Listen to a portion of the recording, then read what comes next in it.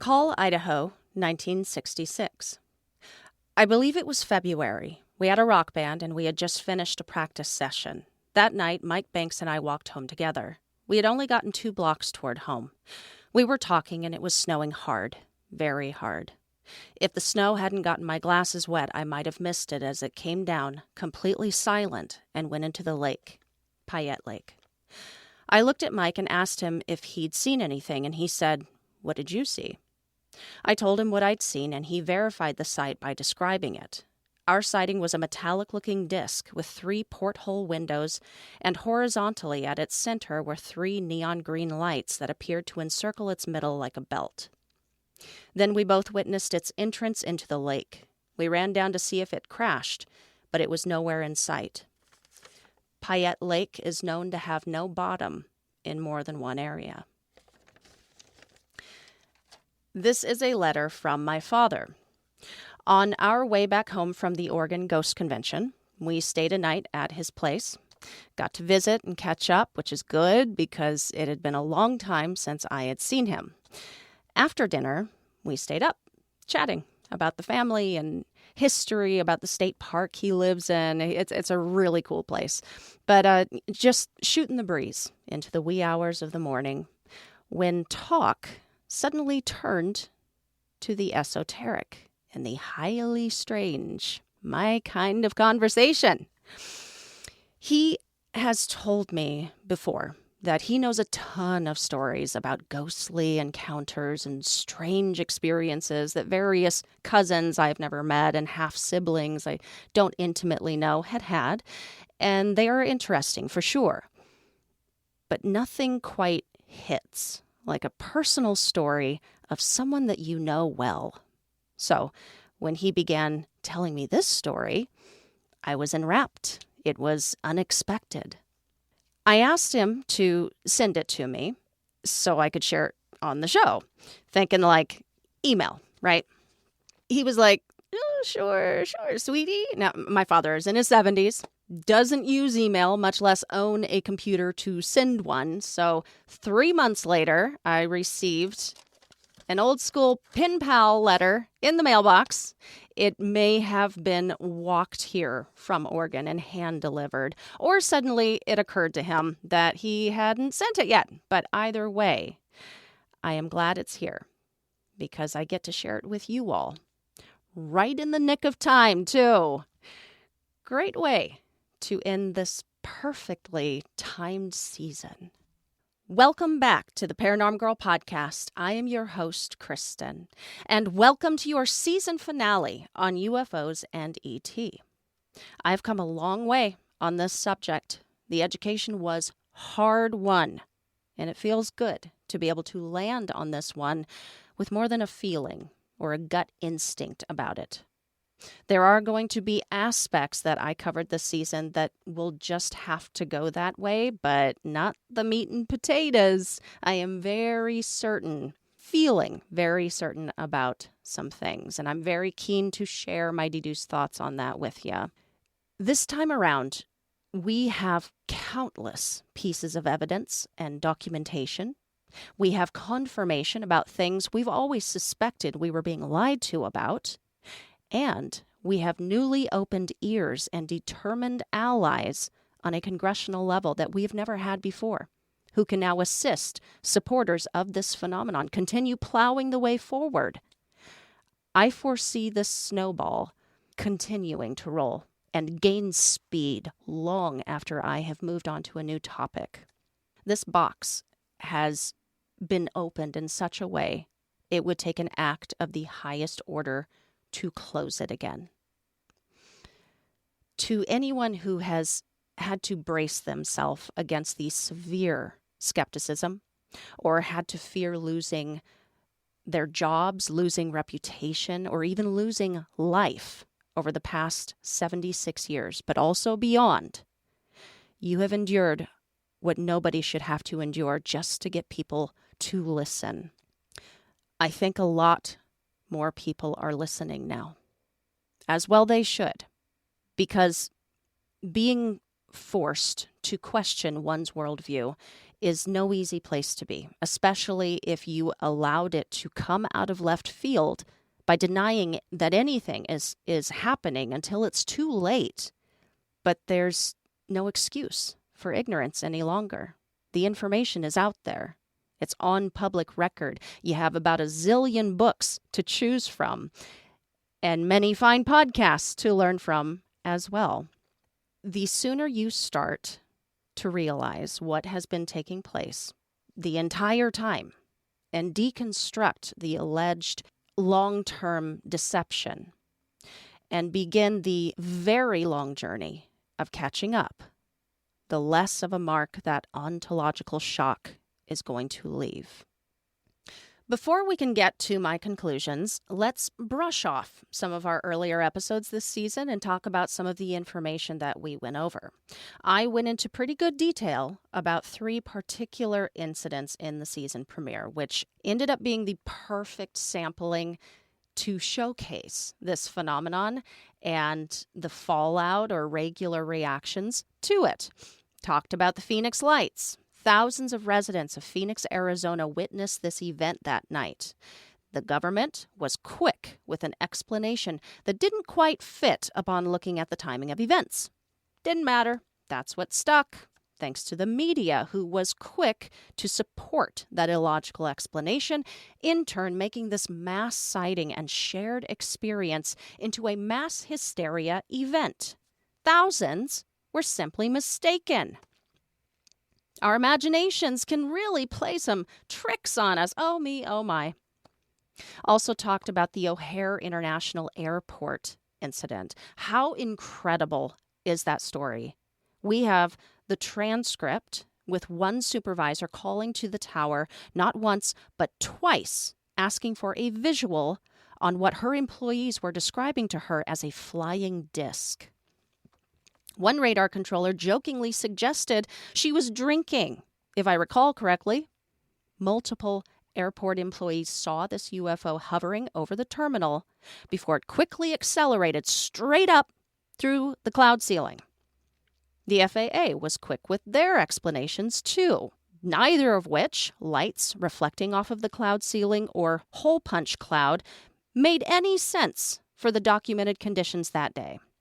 O'Hare was also the first mention that I made of an incident where these unidentified objects don't necessarily always appear on or can be picked up on radar, though we may have eyes on them. The final incident that I covered was Dave Fravor and the Nimitz, aka the Tic Tac incident. The only difference in the government's reaction here is that there didn't seem to be one. One of the most incredible incidents of all time, and one that was so thoroughly viewed, I suspect it can really help us understand a lot about functions and abilities of UAP. Period. It is the lesson. Now, according to both Fravor and Chad Underwood, the officer who actually filmed the Tic Tac, it didn't take very long at all before they were just back to business as usual. They had a job to do. They wouldn't really think about their incident again until it was leaked years later. The Nimitz sighting really stayed with me all season long. It was just so impactful. And I wouldn't realize it there at the beginning, but thanks to the Nimitz account, I was able to arrive at a theory in answer to one of the questions that I have had regarding who or what is manning the craft that we are seeing everywhere. More on that later. But also, just noting that talking about the Nimitz was the first mention I ever made that these objects can be picked up on radar. So they can be picked up and they cannot be picked up, depending on the case. We also learned about the jamming capabilities of these things. Underwood later reported that as he tried to lock his radar on the UFO, he was actively jammed. That screams intelligence to me, along with its interaction and mirroring and ultimate evasion of Dave Fravor, of course, aware of its surroundings, technological awareness of Underwood's radar.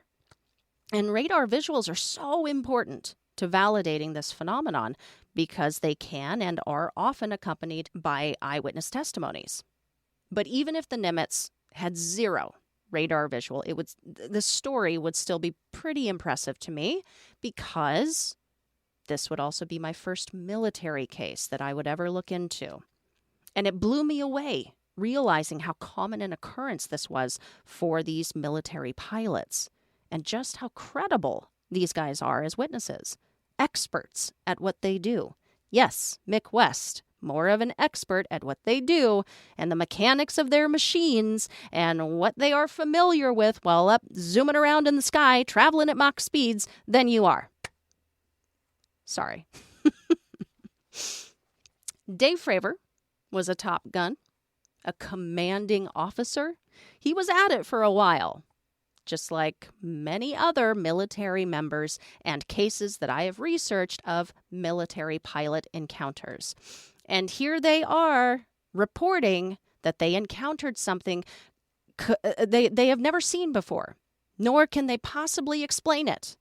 I saw red a couple of times early on with the skeptical takes in regards to the military encounters. One, I can't even remember his name, was really nailing home that Navy pilots aren't perfect. They make mistakes all the time. Yes, of course they do. They are human beings. Even veteran pilots miscommunicate or overestimate fuel. All pilots get distracted, have poor planning. You know what I don't think they do so consistently? Fabricate an entirely unknown, unfamiliar object out of nowhere that is also seen by their wingmen and multiple radars. I mean, white propane tank with no wings and two little legs on the bottom, a black cube inside of a clear sphere. God, Graves, at least be original and unique as you're misidentifying this obviously ordinary and everyday thing.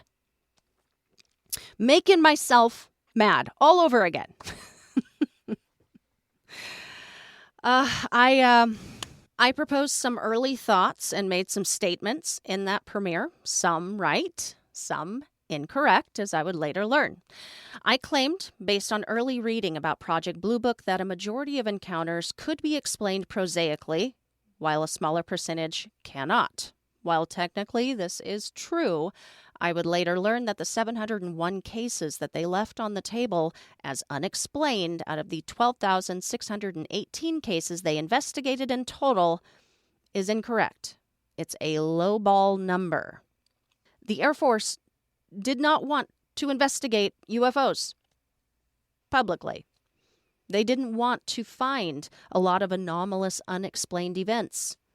If they found something to be truly anomalous, yes, they checked off unexplained. If they found something to be possibly anomalous, well, they didn't have a category for possibly anomalous. Their categories, I would later learn, were very limited. This being the case, I'm led to believe that the low percentage, what we would consider a low percentage of truly unexplained events and sightings taking place worldwide, is higher in general across the board. I also said that the things that we are seeing exceeds our imagination and our current understanding of reality. This is true. Am I a prophet here or what?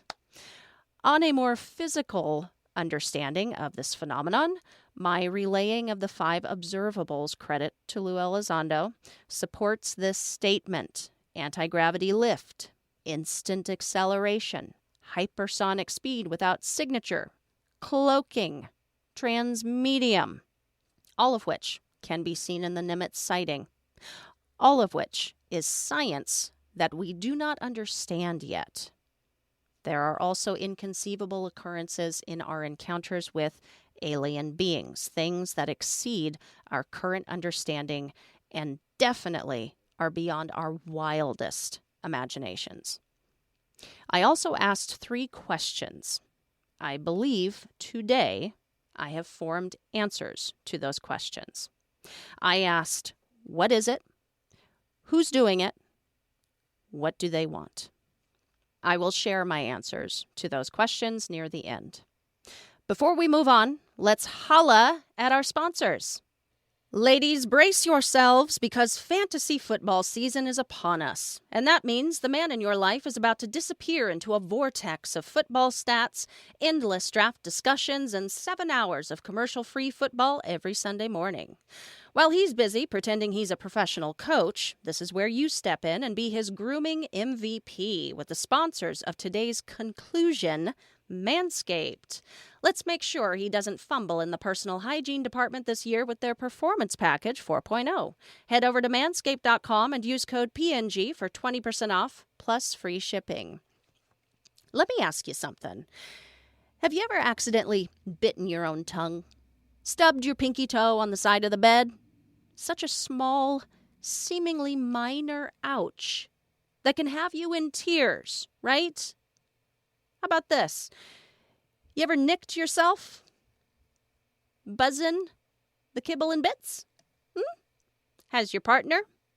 That's an unpleasant experience also. Let's reduce the chance that happens with the advanced skin-safe technology of Manscaped. The Lawnmower 4.0, which comes in the Performance Package, features a cutting-edge ceramic blade to reduce grooming accidents and a 4000K LED spotlight so you don't have to go in blind. He's got other important things to worry about, like the upcoming draft picks. So, replace his apprehensive grimace with a self-assured smile with the Lawnmower 4.0 and all of the other goodies found in the Performance Package. And get 20% off plus free shipping with the code PNG at manscaped.com. That's 20% off and free shipping with the code PNG at manscaped.com. Keep your man's bod in check and give yourself something to look at besides the TV this football season with Manscaped.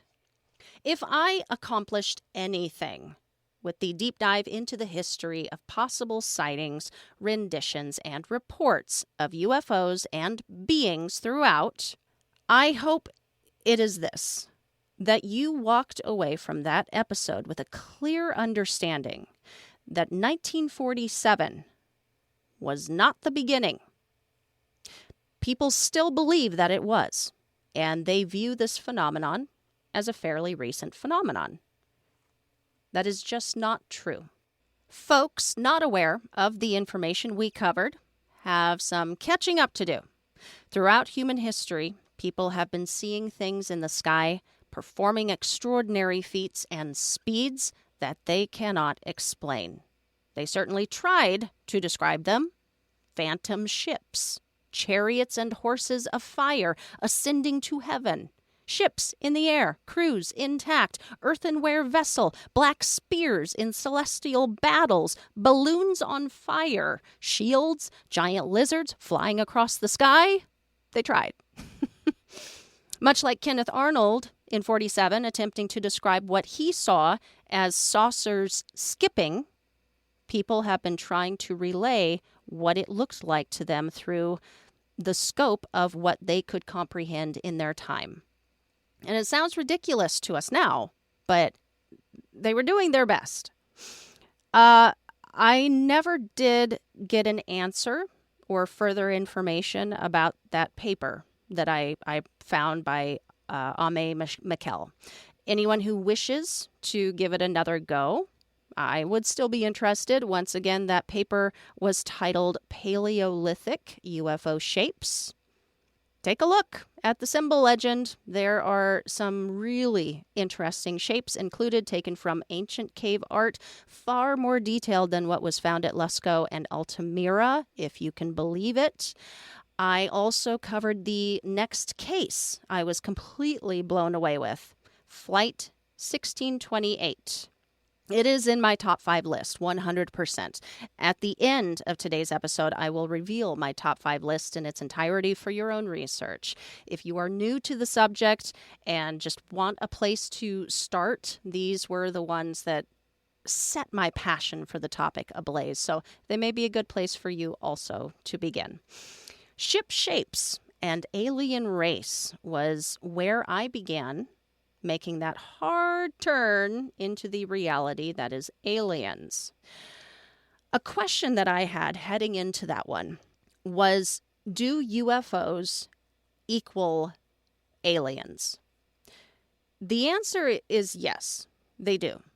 But sometimes no. We'll talk about it.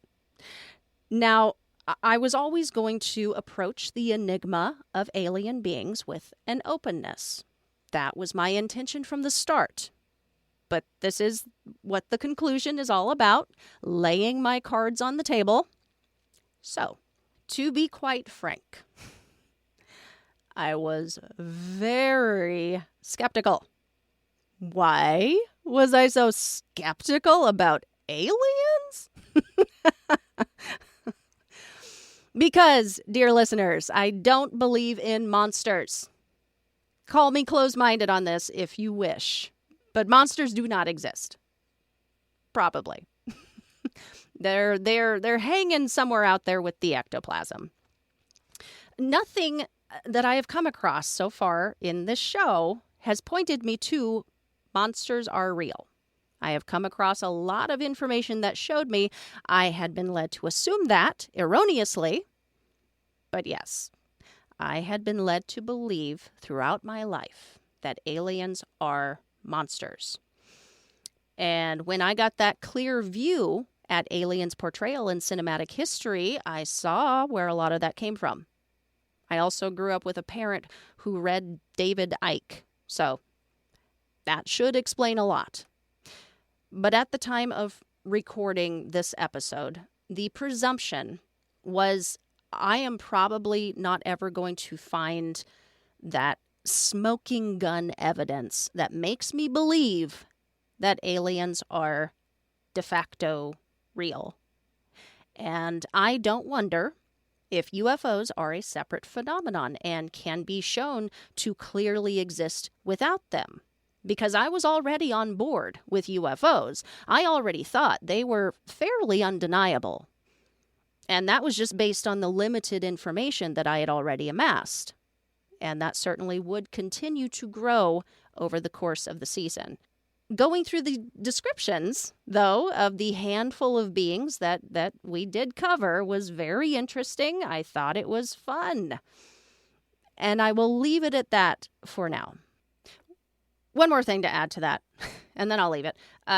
This does not fly in the face of, oh, Kristen, but you said it's crazy to think that we're alone in this universe. No. I can still believe that we are not alone in this universe while also being skeptical that there are monsters creeping around in covert ways and doing awful things to us. And I don't know. It was a hard place to be.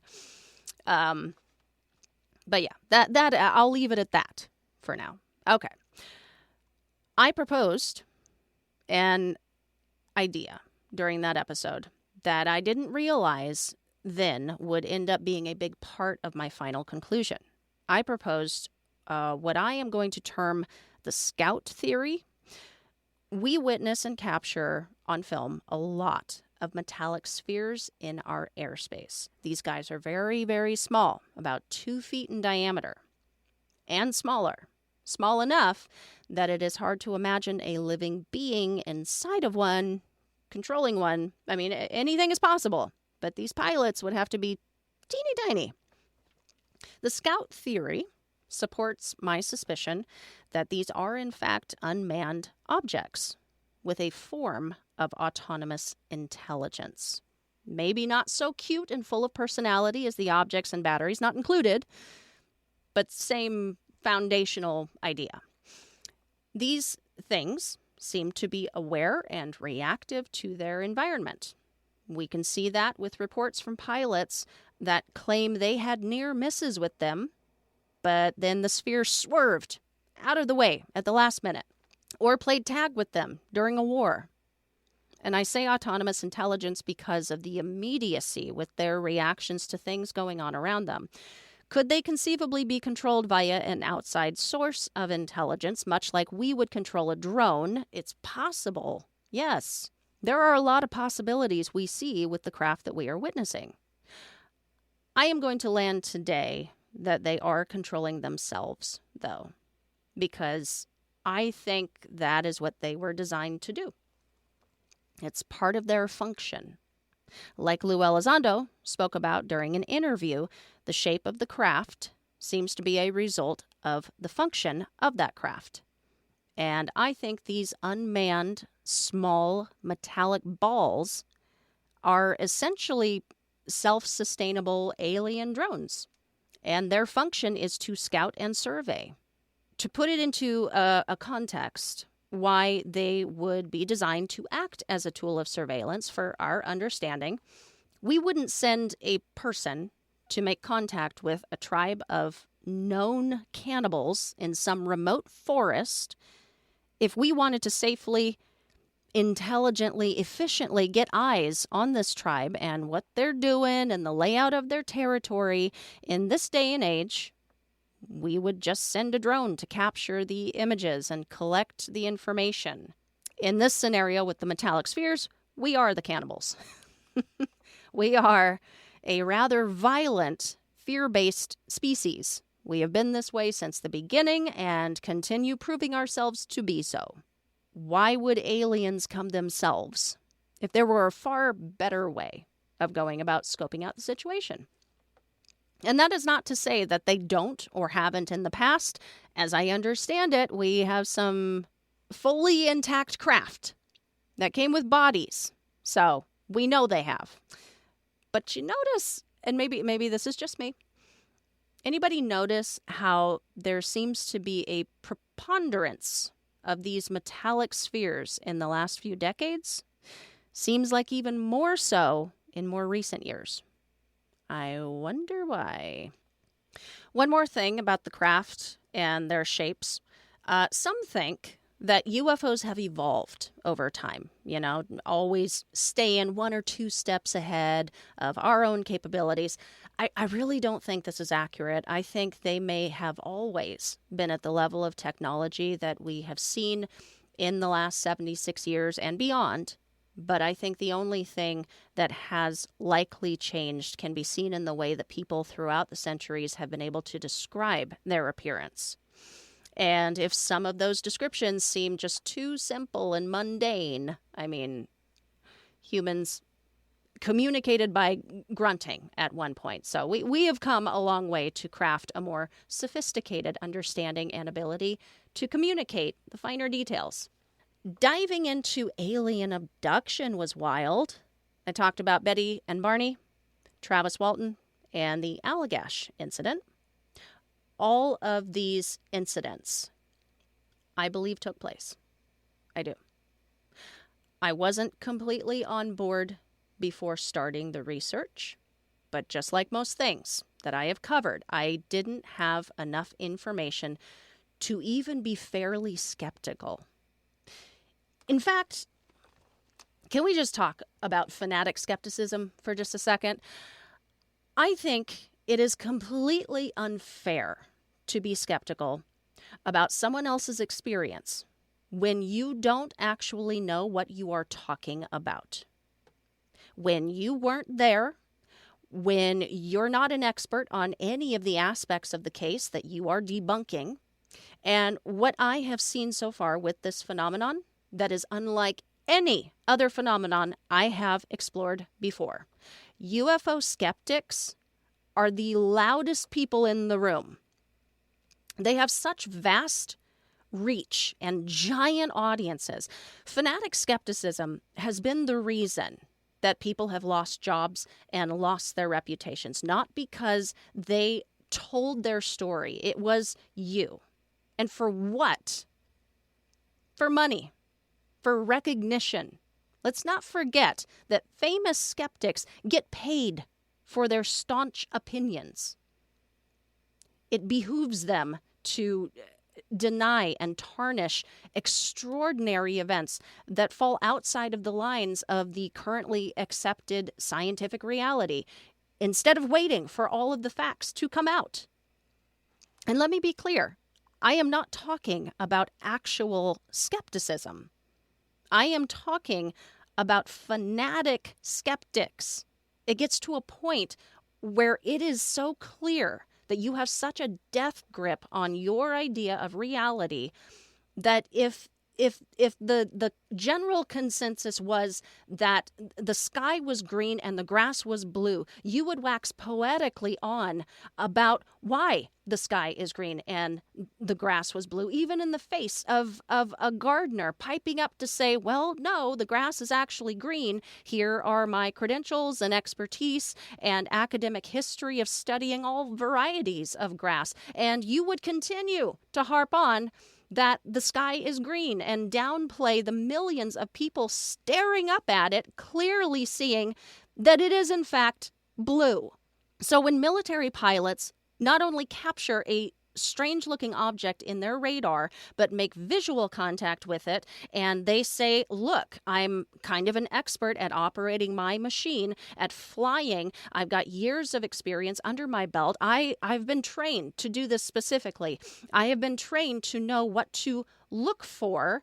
I'm pretty good at knowing what should and should not be up here with me, and I don't know what this thing is, but it's advanced and it's anomalous technology. Do not think for a second you can just shut him down with your lens flare theory, or that he is mistaking the back end of another jet for an unidentified object. He knows what a lens flare looks like. He knows what the back of another jet looks like. And so do the thousands of other military pilots who have experienced this phenomenon for decades. You weren't there. You don't have their expertise and background, and your observation is lazy. Alien abduction.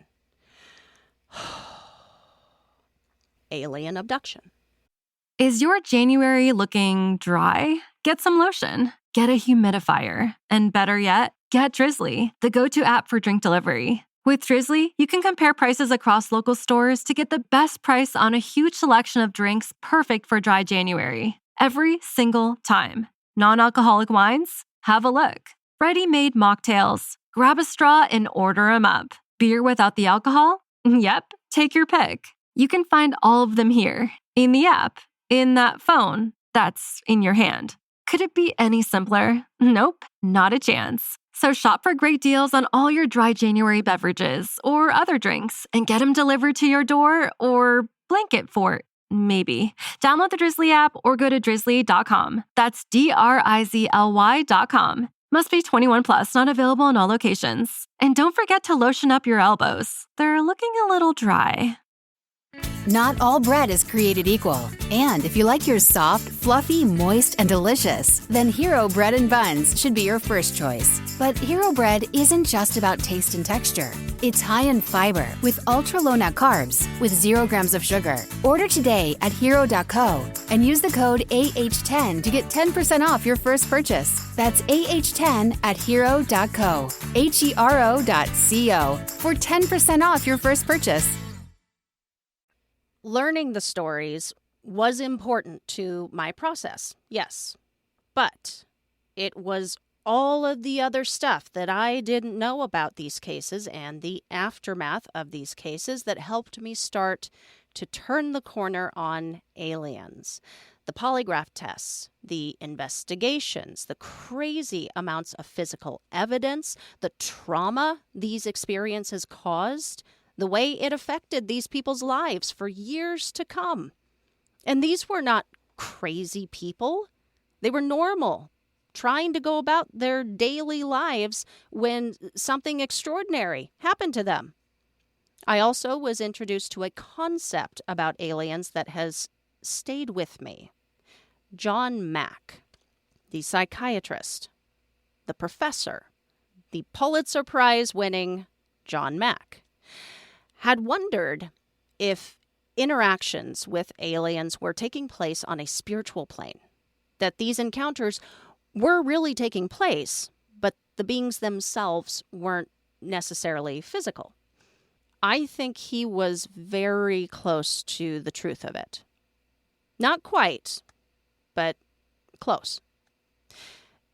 There are spiritualish, metaphysicalish, liminal aspects to these encounters. Things that don't quite mesh with our understanding of the physical plane. Something else I looked at thanks to a recommendation from Jason Cordova over at Society for Arcane Studies was the connection between alien abduction and supernatural folklore. It is just jaw-dropping, the similarities between fairy abduction and alien abduction. It's a similar process, similar environment, similar interaction between abductor and abductee. They also share traits of paralysis, telepathy, lost time, examination, and then the return back to your home or plane of existence. Is it entirely possible that the abductions of our folklore, stories from the past, were the same phenomenon taking place in modern times under a different name? Which would mean fairies aren't actually fairies, but aliens. There is another idea to grapple with here, but would fit in when considering whether fairies and other ultra-terrestrial-ish type beings are or are not aliens. The idea that there is a paranormal entity of a negative nature that is able to mimic other paranormal phenomena and physically manifest into our very fears to suit their own purposes. And I'm not going to explore this too much right now, but it is an adjacent theory that goes hand in hand with something I discussed with Kathleen Marden. She seemed pretty certain that there were aliens, and then there were these lower dimensional entities who could mimic the alien abduction scenario and would pretend to be aliens in order to get involved with their victim and then wreak havoc on their life and cause all kinds of problems for them. It sounds almost like demonic oppression.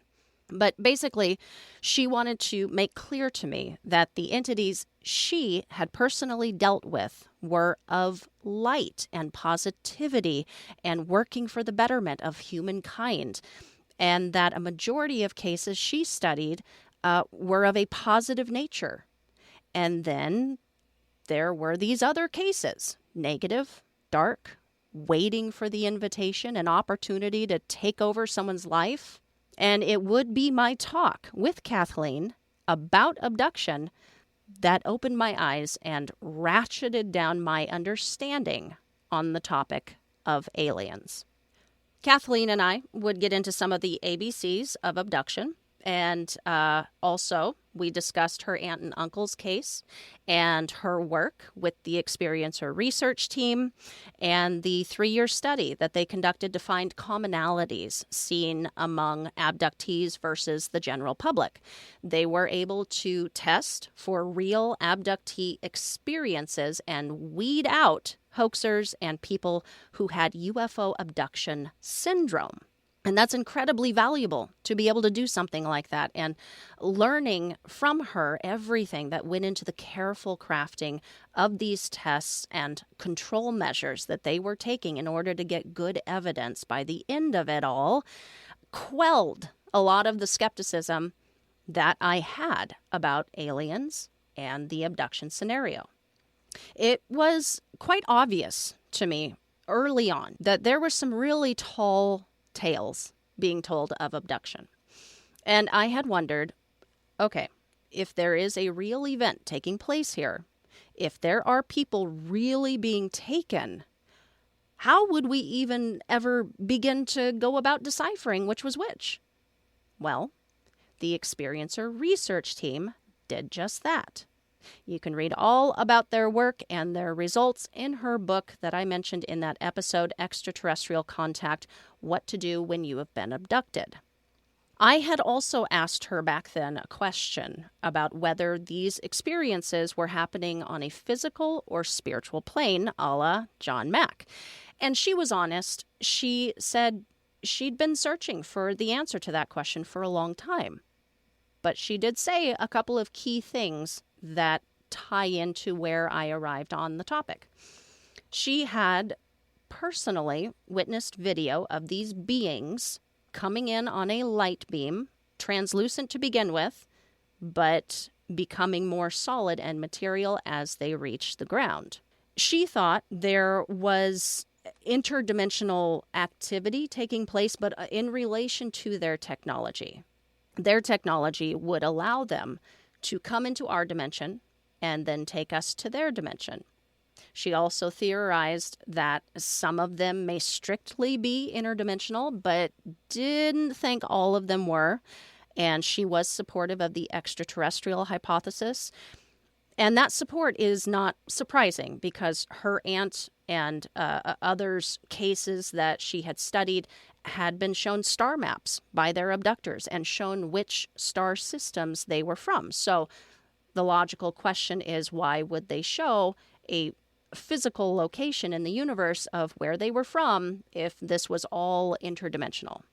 That is a fair question based on the evidence she had found. Kathleen also reminded me of a connection aliens have to another subject we have covered on this very show: shadow people.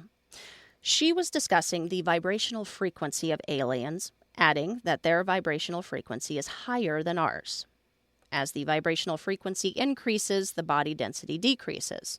And if the human eyeball should fall on one of these beings, they might appear as shimmering entities or shadow people.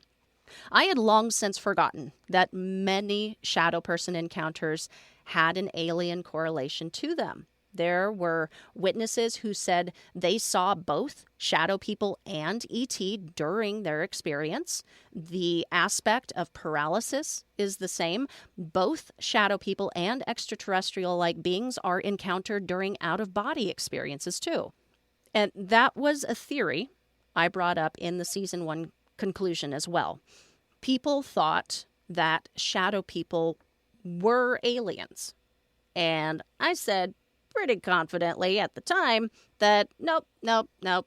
Shadow people and aliens are two separate entities, and I would ultimately land on the shadow person being an interdimensional being.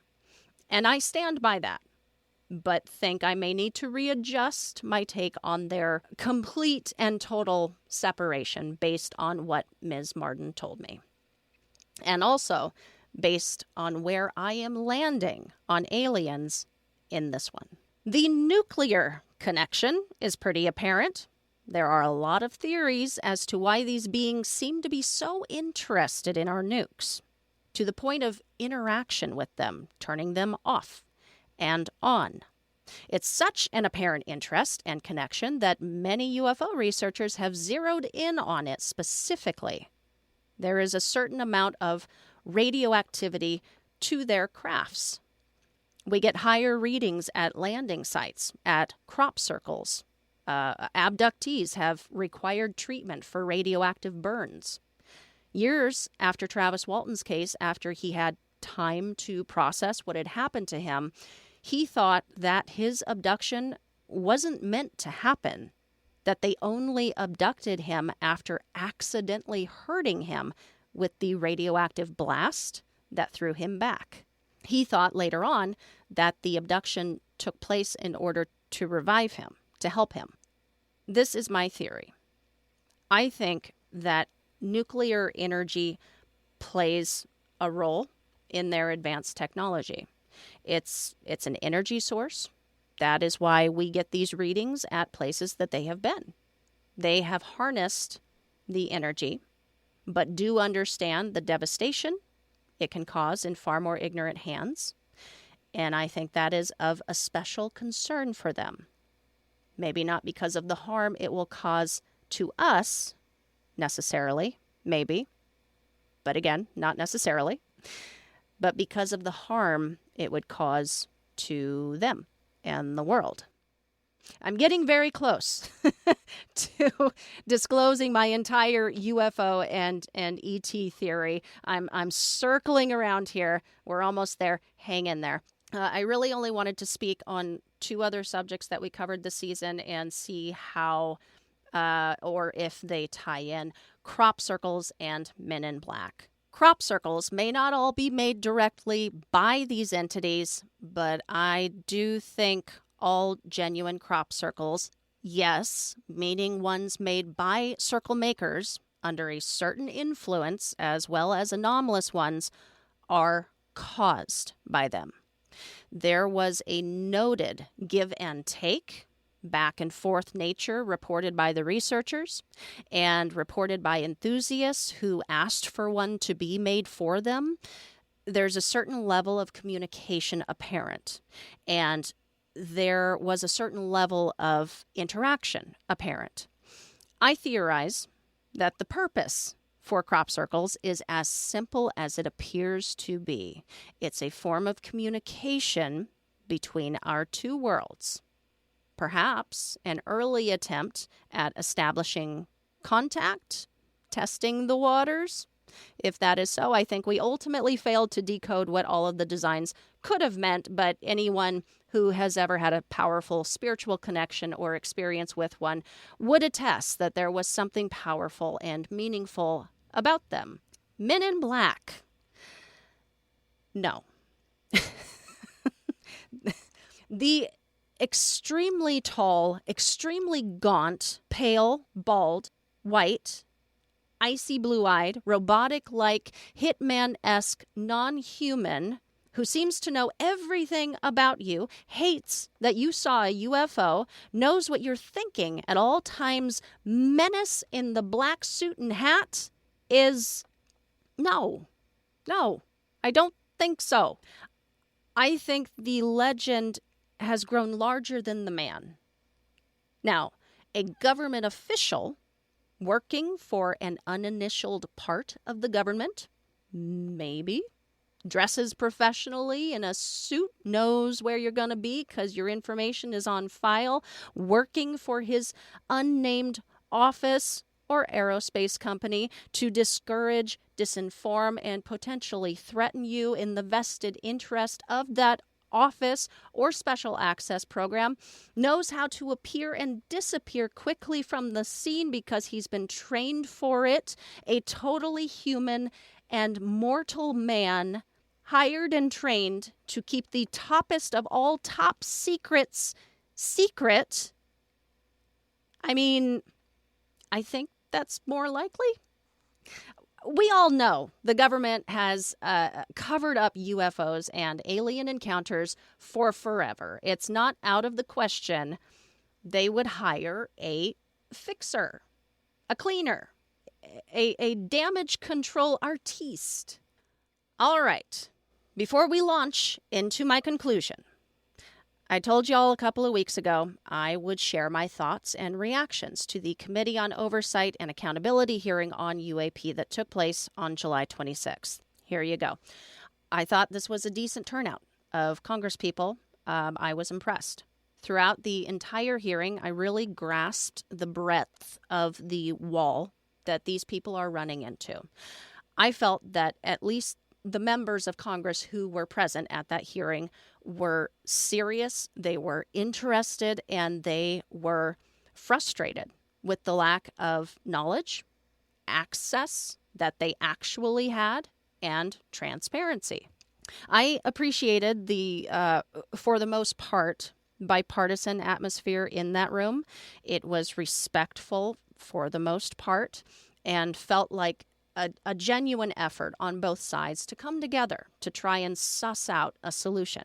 Heck, to suss out the actual problem together. Some really interesting information was brought forth, great points were made, and great questions were asked.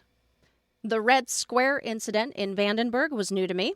Critics of the hearing saying it was all old news. No, it wasn't. Got to hear a little about Maddie G's experience at Eglin Air Force Base. That was new and interesting. Graves, when he's talking about the performance capabilities of what has been seen, talked about the object that hovered stationary in Category 4 hurricane winds. Hadn't heard that yet. Didn't know that. And on the performance capabilities of these objects, witnessed by these people and other military and commercial pilots, the witnesses would relay that the tech they faced was far superior to anything we have, and the performance is far beyond anything that we currently possess. It was a little disheartening to hear Graves' estimation that 95% of incidents experienced by pilots goes unreported. That is unfortunate and hopefully is something we will see continue to change. I have hope. Great points made, included Graves. If the problem is not something that can be measured, it's not something that can be fixed, right? Yes. Fravor, things are overclassified. Yes, they are. Representative Moskowitz, we should have disclosure today. We should have disclosure tomorrow. The time has come. Ding, ding, ding, ding, ding. Yes. One of my favorite questions of the entire hearing was, if you were me, where would you look? Asked by Ms. Ocasio-Cortez, this question said to me that this committee is truly in the dark. Don't even know where to start, but are serious and willing to do the digging and the sleuthing and the necessary questioning. Simple but great question. And I hope she ended up getting the answer to that in a skiff. There were just a lot of powerful moments and things said, and heading into that hearing, I was as excited as I ever am, but with a little less sparkle, just because you unconsciously think it's going to be more of the same, you know? This was not that. It was exactly what I have been waiting for. It was incredibly validating. My final thought and ultimate takeaway from this hearing is something that I've been grappling with. It makes me very nervous. An unintentional, funny moment was when Mr. Langworthy, after asking about propulsion, I think they were talking about, followed with the statement, "We really have a problem here." Earlier, there was talk of UAP collecting reconnaissance and testing vulnerabilities, that they provided an existential threat to us, that if the pilots had been forced to defend themselves, they wouldn't have been capable of doing so. And one of the final statements made was that this clearly is a threat to national security of the United States of America. I was told prior to listening to the hearing that the threat narrative was going to be pushed. So I went into it prepared to be standoffish and skeptical whenever it came up. And there was a lot of eye rolling on my part that grew less and less by the end because of something that Grush answered. He said that he had confirmation that people in the past had been hurt or killed by interaction with UAP. The threat narrative is not new, but it took on a different tone for me. Even though I am fully aware how the threat narrative could be used for the government's benefit to exploit the masses as we go through disclosure, I'm fully aware of that. Grush knows what he is talking about. He is a credible source. He is trustworthy. And I believe him. If he is concerned, if Fravor and Graves are concerned, then I also need to be concerned and not so quick to be flippant in response. That is not to say I think everyone be afraid, be very afraid. It's only to say I'm approaching this unfolding situation open-minded to what may happen, open and hopeful, but not an idiot. We should proceed cautiously, but proceed nevertheless.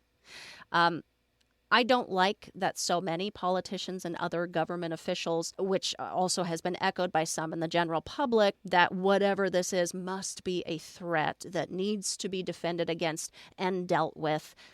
And this is so worrisome to me. And I don't like the feeling like my emotions and sense of self-preservation might be getting played here. But it is and should be a valid caution taken by all of us. Let's not put the cart before the horse, but let's proceed carefully. So far, we do not have enough official information to claim that this is an existential threat. But we do, according to Grush, have examples of times that this interaction has already gone awry. We don't know because he couldn't say, but we don't know whether it was accidental, unintentional, the person's fault, the alien's fault. Until they declassify these examples, we do not have any indication either way. This tech is far superior to ours, absolutely. And that can be an unsettling thought. But again, we have no indication either way of where these beings and their craft stand and how they consider us. I have heard this argument before. Just because they are highly advanced and highly intelligent doesn't necessarily mean they are peaceful. Yeah, it very well could be true that they are not. But I don't think we have enough information worth a mass panic. I really hope any future action as we move forward is well thought out and measured. That is my hope. There is a way through this where we can be on guard, but also open and willing to integrate this new reality into our own. It's too important to act irrationally and start shooting from the hip. And with that, I think we can ease into my final conclusion. Every season, I take a subject, I pull it apart, we go through and explore the information together. And then I fit it all back together like a puzzle in order to arrive at a brand new belief or opinion or a different take on the subject than I held before, or a confirmation on what I already believed to be true. Here is where I have arrived on UFOs and ET based on our investigation. The government has assuredly been lying to us and covering this whole thing up since the beginning. That is a conspiracy I can get behind. I believe Grush when he says we have 12 fully intact craft in lockup, and we have been working at reverse engineering their tech in secret. I think it may have started out innocently enough to not cause panic amongst the masses, but I also think the secrecy has grown into something with far more nefarious and greed-based motivations. Who does it benefit most for the larger public to continue about their daily lives, never knowing the wiser that we are not alone and that there exists technology that would literally change everything, that would solve a lot of the world's problems, that could potentially prevent war or buy us time with the climate crisis, that would give us all free and limitless energy? It would benefit those who need us to be at odds with one another, who need things to not change, who need us to continue going to our 9-to-5s and keeping this machine chugging along, who need us to continue believing that we are alone and no one is coming, so rely on the system and those in power because that's all we've got. If people suddenly realized that no one needed to struggle so hard their entire lives, or pay for energy that is so readily available, or could have prevented the climate crisis to begin with, or never had to go to war, they would have a real problem on their hands. And once it's revealed, we will never be able to go back. The world will never be the same again. So, who does it benefit for that to not happen? Those who hold the real power, who want a leg up against other nations in the wartime machine, and who probably want to sell the technology back to us on a much smaller scale and make billions in the process because consumerism makes the world go around. Whee! So, the goalpost has evolved, but bottom line, the reason for the secrecy is control, I believe. There are many different kinds of unidentified flying objects. I agree with Lou Elizondo. I do think the shape is in relation to the object's function, like the metallic spheres I spoke about, essentially being autonomous drones, unmanned reconnaissance vehicles. Piloted or not, all of these craft exhibit characteristics that do not align with our current understanding of how things should work. Once again, those characteristics are sudden and instant acceleration, anti-gravity lift, hypersonic velocity without a signature, doesn't create a sonic boom, cloaking, and transmedium travel capabilities. How can they do all of these things that we can't? If we keep waiting for the scientifically grounded answer while looking at it through the lens of our currently understood science, I think we will be looking forever. This is science that we do not understand yet. I believe these craft and their capabilities are the result of masterful energy manipulation. Not just physical energy sources, such as nuclear energy, but, and that's where I'm going to lose some of you, but vibration, frequency, and consciousness. The power of consciousness plays a huge part in this phenomenon. I believe these craft require the consciousness of their pilot to function at all, but also to seemingly make impossible evasive maneuvers instantaneously, 90-degree turns at Mach speeds or sudden hypersonic exits from the point of contact to be picked up on a radar at a cap point 60 miles away in under a minute. I mean, nothing moves faster than the speed of light, but they be moving pretty dang quick. Are they operating and maneuvering via intention? Via thought? I'm thinking so. I was recently introduced to another theory that they are manipulating space and time itself, which is really intriguing and also explains why they seem to be moving at impossible speeds and doing impossible maneuvers. They aren't actually, but via the manipulation of time and space, it would appear so to our dumb human eyes. I am going to stick to my thought that it has more to do with consciousness for now, due to other consciousness-based connections in other parts of the phenomenon. But am open to other theories that will inevitably come up. I agree with Ms. Marden about these entities operating at a different vibrational level. Furthermore, I propose their crafts do as well.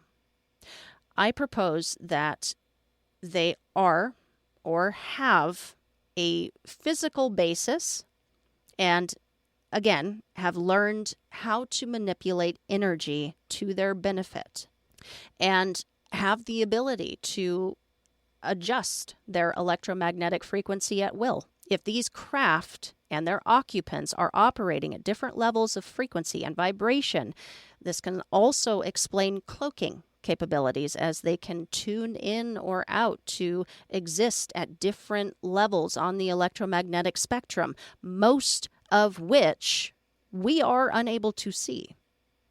There are a million things going on around you right now that you cannot perceive.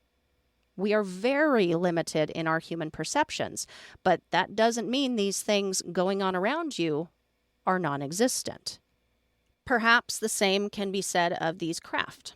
Could they very well be hiding in plain sight where they have always been? Which brings me to the entities themselves.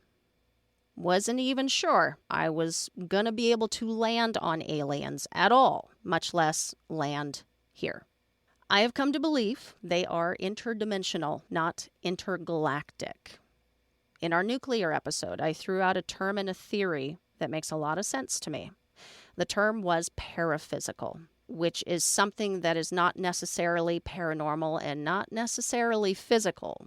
Something both here and there, something some people see and some people do not. I was describing a physical interdimensional being without really thinking about it. We have seen and taken physical bodies following crashes.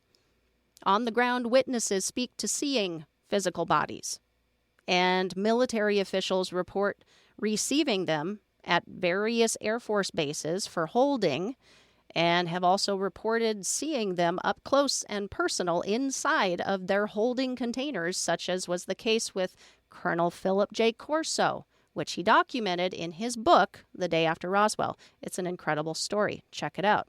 Grush also alludes to the recovery of craft, which contain dead non-human pilots. They are also paranormal because they do things like be translucent and walk through walls and locked doors and windows. They also communicate via telepathy consistently. That's pretty paranormal. Oh yeah, they be dimension hopping too. And near the end of that episode, I asked, what if it's the case that we are sharing this earth with something like that? Whether or not they require nuclear energy as a source of fuel, obviously, they are not stealing any of ours. I think we would be talking about that. So, why the helicopter parenting over the facilities? Why the manipulating the functions of the missiles? Shooting them out of the sky? Why? I think it's because the destruction nuclear missiles could cause would impact them personally. Grush really did not want to denote origin, thus not terming them as extraterrestrial. He theorized from a physics perspective that it may not be extraterrestrial, but coming from a higher dimensional physical space that might be co-located right here. Now, this flies in the face of an aspect of abduction. Abductees have reported being shown star maps and pointed toward star systems where their abductors were from. Could be a couple of things going on here. Perhaps some, as Ms. Marden suggested, some are interdimensional and some are not. Maybe it's as easy as that. And if that were the case, I feel like if there are intelligences able to hop back and forth between dimensions, then there are intelligences who have probably figured out space travel by now. But if we were only to consider interdimensional as our answer, would it benefit them in the slightest to reveal to these people during the abduction that, oh, hey, so not to be creepy or anything, and then this is kind of weird, but like we're sort of neighbors? Not if they don't want to be caught, if they want to continue these abduction activities in relative peace. I am guessing in that hypothetical situation, it would be beneficial to the perpetrating alien to lie. So, to quickly recap, UFOs are highly advanced, technologically superior, interdimensional craft piloted by highly intelligent interdimensional beings who understand science we couldn't even begin to comprehend at this point in time, who has perfected energy manipulation and the power of consciousness operating via adjustments in their frequency and vibration. And pray tell, why do they do what they do? Data collection and a general stewardship of our shared planet. I never went into ancient alien theory, so I cannot speak to us being their science experiment or their hybrid descendants or anything like that.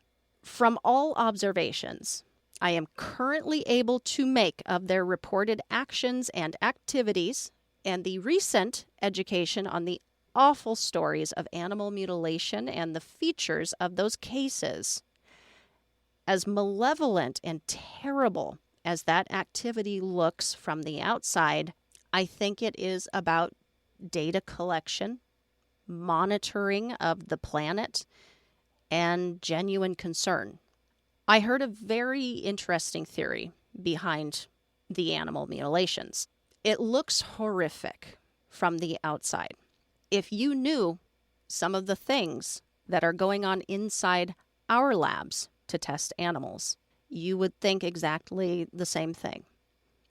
The theory is that they are testing these largest of animals for general levels of radiation. And they only ever seem to take certain parts of the animal.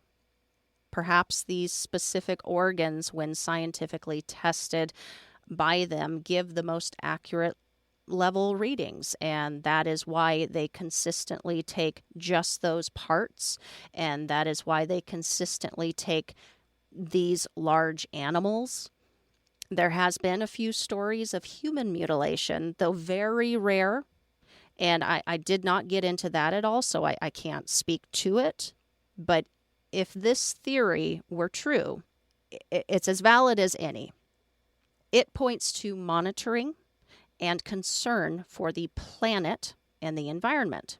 It would also speak to why they only seem to mutilate free-range organic beef or wild animals, to get an accurate general reading and not something that has been pumped up with all kinds of chemicals. So, while there may be a smaller curiosity about us, I'm sure we're as alien to them as they are to us. I think their monitoring and surveillance has less to do with us as the primary focus of their concern, but more so curiosity and concern about our activities and how we are affecting everything around us. Have you never been either curious or concerned with your loud or violent neighbor? what they're up to? I am going to land there for now.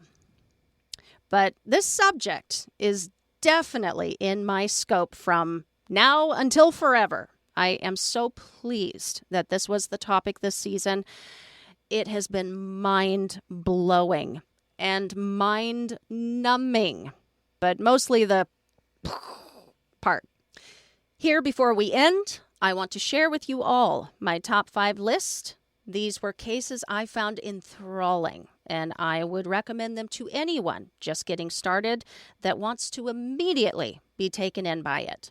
My top 5 incidents are the Tic Tac incident, Flight 1628, Lakenheath and Bentwaters. That's a tough one. I'm not going to lie. It's a tough one. A lot of numbers and directions to get through, but really worth the dive. And the last 2, no shocker here, but Roswell and the Betty and Barney Hill abduction. These cases ended up blowing me away with the amounts of evidence and or the supporting documentation involved, whether it was multiple radar visuals followed by eyewitness visuals, thorough study and research following the case, scientific study of the incident following the case, or the trail of transcripts and firsthand witnesses. These had me shooketh. This will conclude our season on the UFO and ET phenomenon. I imagine my final conclusions today will shift and change, and I truly welcome it. Because if they are shifting and changing, that means I have found more evidence, which is never a bad thing. There certainly is no lack of evidence on this paranormal topic. These conclusions are my own opinion and can change at any time, depending on evidence presented to me. The details of these conclusions almost don't even matter, though, compared to the reality of what I am actually saying here in this finale, and the reality that we are now facing. The bottom line, the ultimate truth for us all from this point forward is this: UFOs are very real, and we are not alone. Facts. With all of my heartfelt thanks to you guys for joining me for yet another season I will say ever so proudly, and for the final time on this one, this will be a wrap on today's show.